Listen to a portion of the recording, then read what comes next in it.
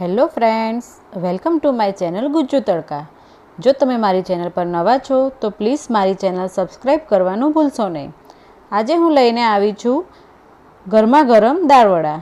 તમે જાણો છો ફ્રેન્ડ્સ, વરસાદની સિઝન આવી ગઈ છે, તો વરસાદની સિઝનમાં આપણને ગરમ ગરમ દાળવડા ખાવાનું ખૂબ જ ગમે છે અને તે મોસ્ટલી બધાના હોટ ફેવરિટ હોય છે। તો આપણે આજે અંદરથી એકદમ સોફ્ટ અને બહારથી એકદમ ક્રિસ્પી એવા દાળવડા બનાવવાના છીએ। તો ચલો આપણે ફટાફટ બનાવવાનું શરૂ કરીએ। ફ્રેન્ડ્સ, ગુજ્જુ તડકા ચેનલ સબસ્ક્રાઈબ કરો, સાથે બેલ આઇકન પર પણ ક્લિક કરો અમારા નવા વિડીયોની અપડેટ સૌથી પહેલાં મેળવવા માટે। ઇન્ગ્રેડિયન્ટ્સમાં આપણા અહીંયા મુખ્ય વસ્તુ આપણી મગની દાળ છે। તો આપણે મગની દાળ કેવી રીતના રેડી કરીશું તે હું તમને બતાવી દઉં। અહીંયા 2 વાટકી મગની ફોતરાવાળી દાળ અને અડધી વાટકી અડદની દાળ લેવાની છે અને તેને આપણે બરાબર મસળીને 1 થી 2 વાર ધોઈ લઈશું।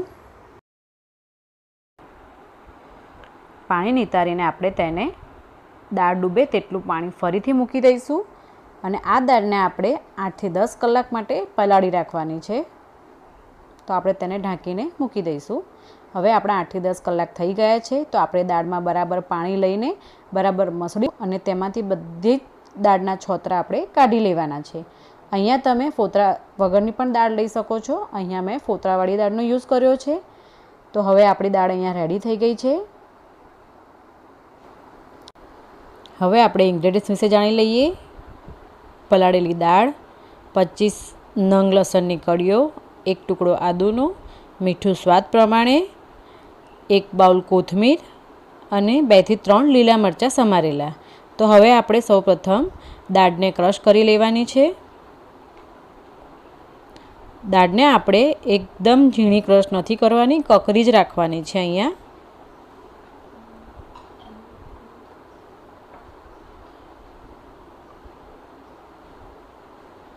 હવે તેમાં આપણે લીલા મરચાં,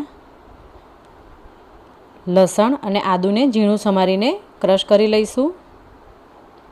દાળ આપણી ક્રશ થઈ ગઈ છે। અહીંયા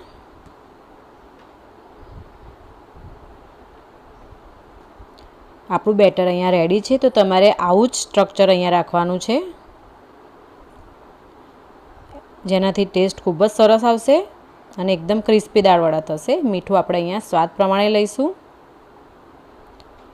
અને કોથમીર ઉમેરી દઈશું અને તેને બરાબર હલાવી લઈશું।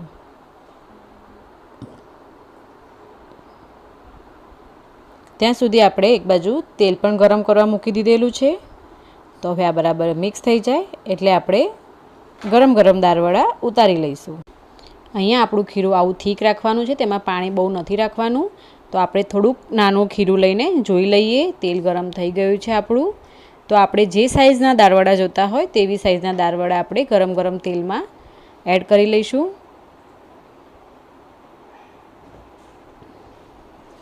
અને અહીંયા તેને આપણે એકદમ મીડિયમ ફ્લેમ ઉપર ચડવા દેવાના છે, જેથી કરીને તે અંદરથી પણ ચડી જાય અને બહારથી ક્રિસ્પી અને અંદરથી એકદમ સોફ્ટ થઈ જાય।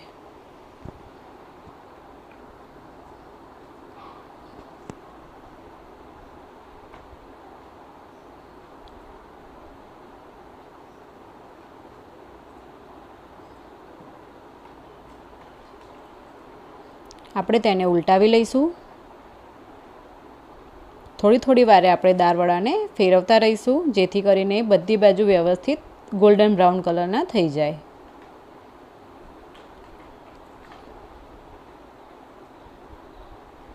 આપણા દાળવડા ગોલ્ડન બ્રાઉન કલરના થઈ ગયા છે, તો આપણે તેને કાઢી લઈશું।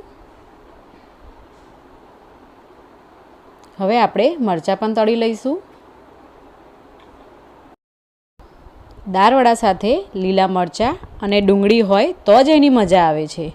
તો આપણે લીલા મરચાં પણ અહીંયા તળી લઈશું। તેવી જ રીતે આપણે ફરીથી બીજી વાર પણ દાળવડા તળી લઈશું। આપણા દાળવડા અહીંયા રેડી થઈ ગયા છે।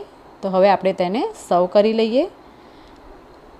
તમે જોઈ શકો છો ફ્રેન્ડ્સ, કેટલા સરસ દેખાય છે દાળવડા। ખાવામાં પણ તે તેટલા જ ટેસ્ટી છે। તો તમે પણ આ ઘરે ચોક્કસ બનાવજો અને મને કમેન્ટ કરીને જરૂર જણાવજો અને તમારા અનુભવો શેર પણ કરજો। આશા રાખું છું મારી આ રેસીપી તમને ગમી હશે તો પ્લીઝ લાઇક અને શેર પણ જરૂર કરજો. આવી જ રીતે આપણે અવનવી રેસીપી સાથે મળતા રહીશું. Thank you.